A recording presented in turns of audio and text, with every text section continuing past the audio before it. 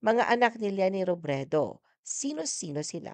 Si Ike ay nagtapos ng Management Engineering sa Ateneo de Manila University at kinalaunan nagtamo ng master's degree sa Harvard Kennedy School of Government.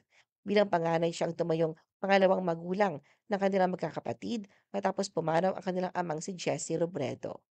Si Tricia ay isang licensed doctor na nagtapos ng Doctor of Medicine at MBA mula sa Ateneo School of Medicine and Public Health.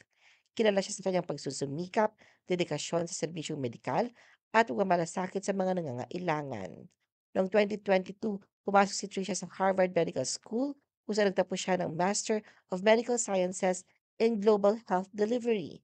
Ngunit hindi lang siya isang health expert, isa rin siyang dating UAAP courtside reporter para sa National University. Ang bunsong si Jillian ay isang academic achiever at full scholar sa New York University kung saan nagtapos siya ng double major sa mathematics at economics.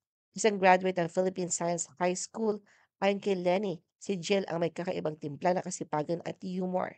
Matapos ang kanyang pagtatapos sa NYU, inaasahan siyang susunod sa yapak ng kanyang mga kapatid bilang isang global professional na may malasakit sa bansa.